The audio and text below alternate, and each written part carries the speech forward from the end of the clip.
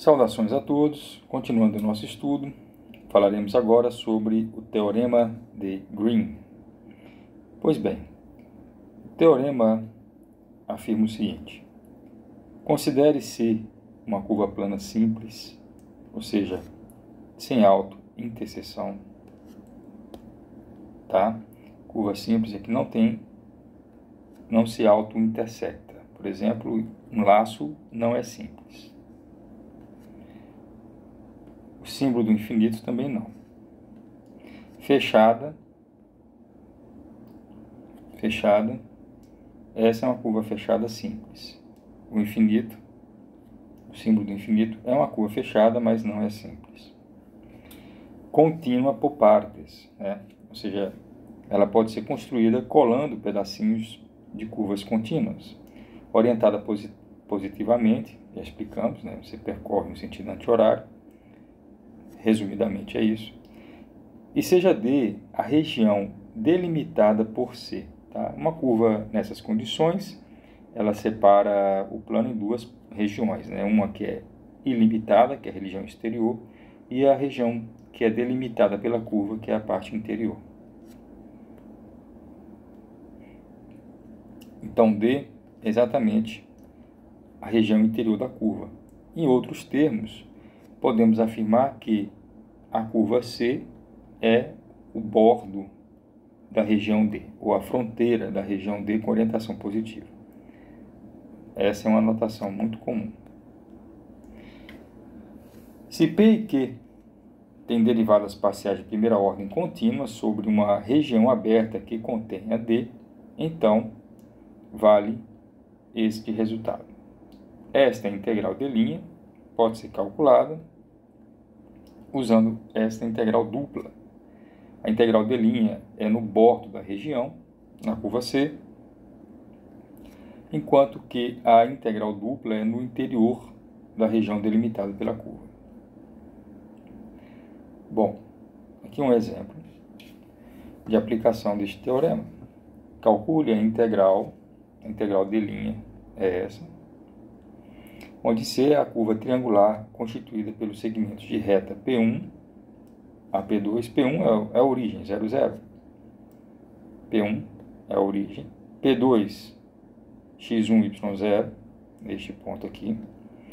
E o P3 é o 0, 1.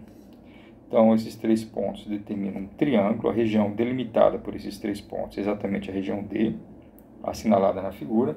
A curva C é a união, é o bordo da região D, formada por esse segmento, este segmento e este segmento. Esses três segmentos formam a curva C. Essa hipotenusa aqui eu chamo de L1, que ela é uma reta conectando esses dois pontos, e facilmente obtemos a equação dessa reta, y igual a 1 menos x. Perceba que ela é uma curva contínua por partes, né? Você vê, é a colagem de três segmentos, né? Colando este segmento com este, formamos a curva C. Cada segmento é um pedacinho, uma curva contínua. Pois bem, então pede-se para calcular a integral de' da função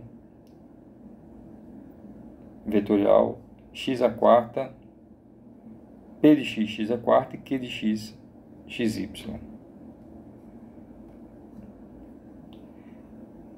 Bom, poderia calcular diretamente, utilizando o conhecimento que temos de integral de linha. A dificuldade disso é que teria que fazer três cálculos, né? Eu teria que calcular a integral de linha em cada pedacinho da curva.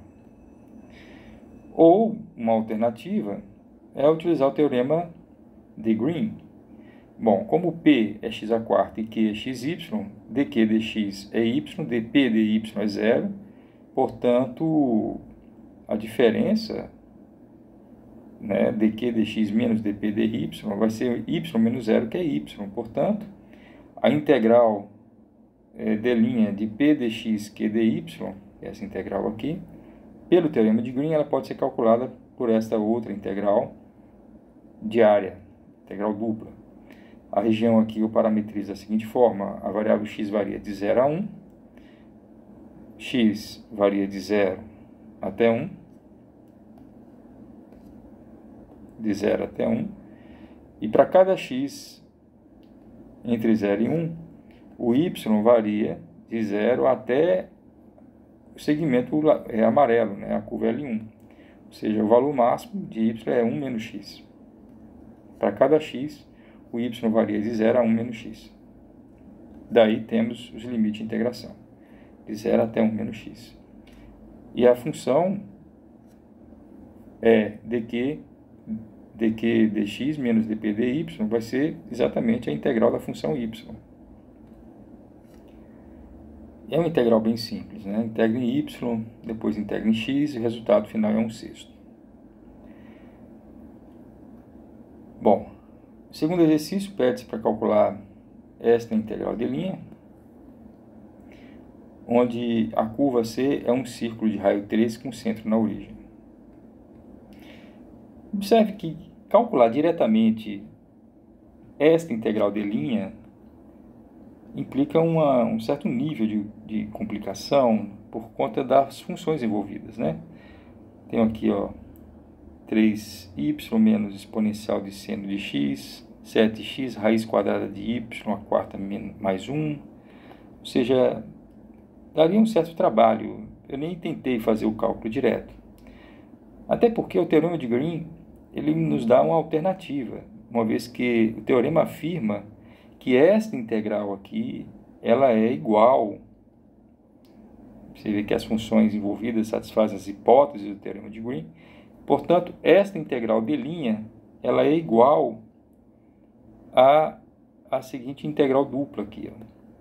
Essa integral dupla, derivada de Q. Quem é Q? Q de xy é 7x mais raiz quadrada de y a quarta mais 1, menos a derivada em relação a y de Q, de P, onde P é 3y menos exponencial de seno de x.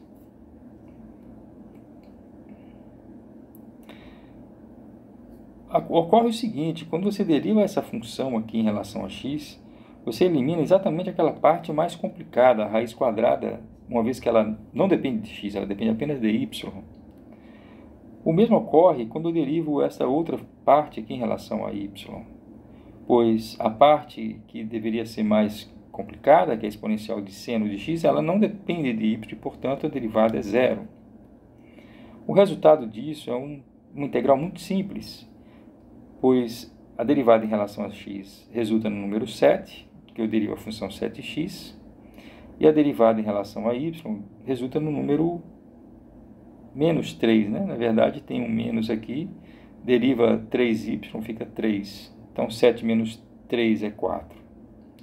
Então, eu tenho a integral 4 vezes a integral dupla de dA sobre o círculo de raio 3 e centrado na origem.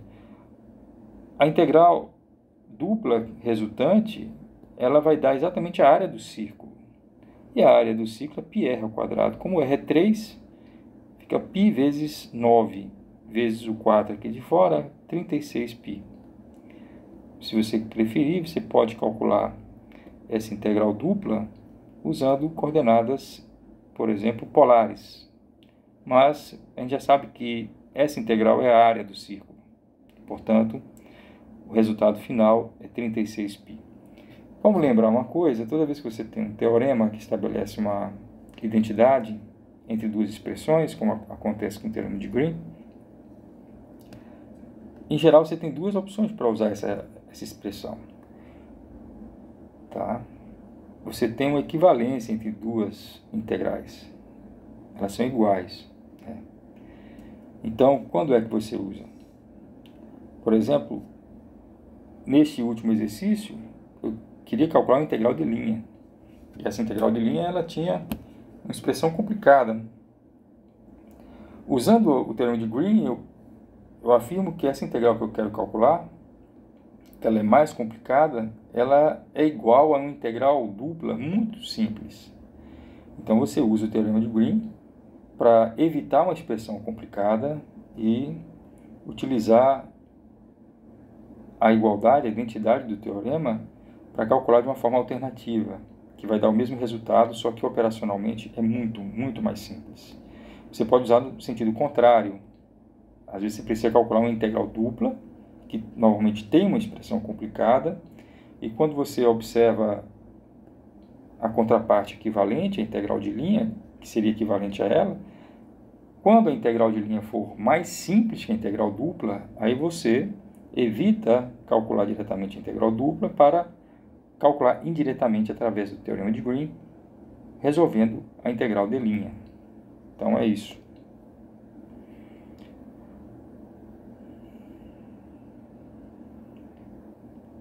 Pois bem, esses dois exemplos interessantes, uma aplicação bem óbvia seria a seguinte, ó. No caso em que as funções P e Q anulam-se na curva C, aí claramente se eu quero calcular uma integral de linha, uma integral dupla no caso, né, onde as funções correspondentes P e Q elas se anulam no bordo da região, obviamente a integral dupla vai ser zero, porque quando eu utilizo o teorema de Green, a integral dupla é igual à integral de linha. E essa integral de linha ela é zero. Por quê? Porque essa integral é calculada avaliando P e Q nos pontos da curva. Só que se P e Q são identicamente nulos sobre a curva C, obviamente a integral é zero. A integral de uma função nula é zero.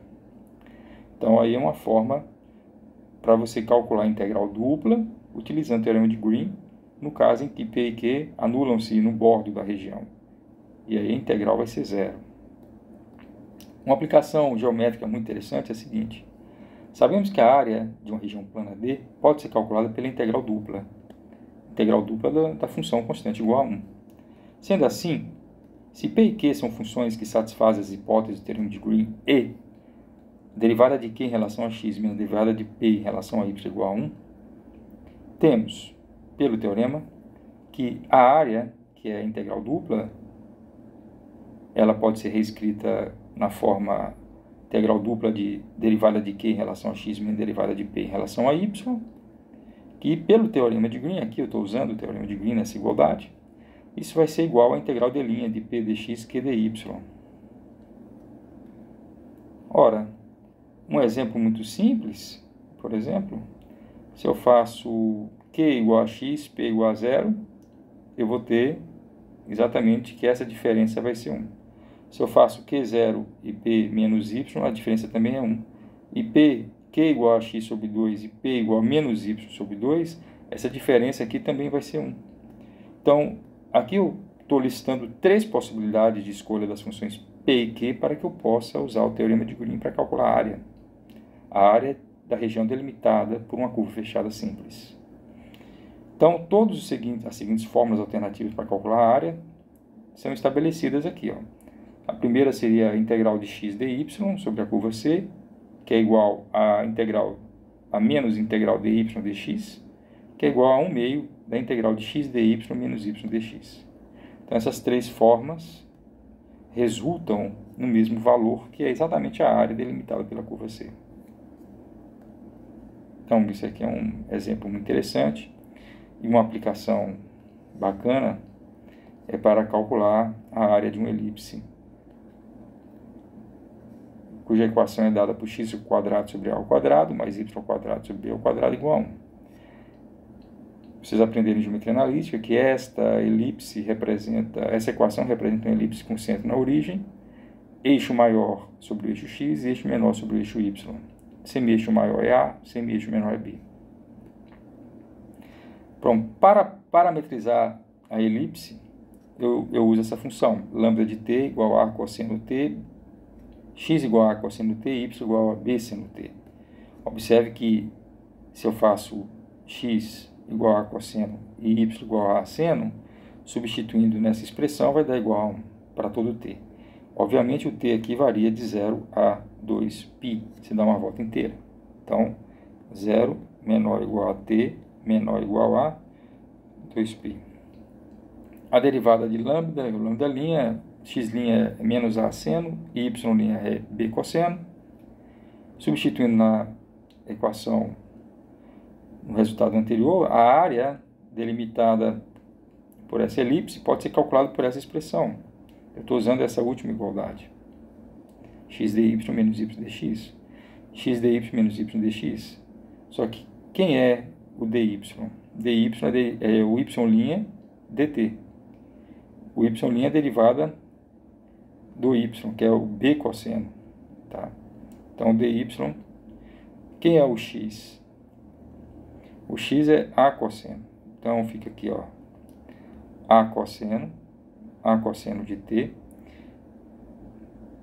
vezes o dy, quem é o dy? B cosseno t, vezes o b cosseno t, dt, ok? Menos o y, que é o b seno, vezes dx, que é o x' dt. Quem é o x'? É menos a seno dt. No final eu tenho que a área é a vezes b sobre 2. Aqui aparece cosseno ao quadrado de t vezes seno ao quadrado de t. Cosseno ao quadrado de t mais seno ao quadrado de t, né? Vezes não. Então aparece aqui, ó. Cosseno ao quadrado de t mais seno ao quadrado de t dt. Só que essa soma aqui é igual a 1, né? Então, eu estou integrando de 0 a 2π a função constante 1 dt. Então, aqui vai dar a vezes b sobre 2, e essa integral aqui, obviamente, é 2π. Então, eu tenho que a área da elipse é π vezes a vezes b. É isso, ficaremos por aqui. Obrigado.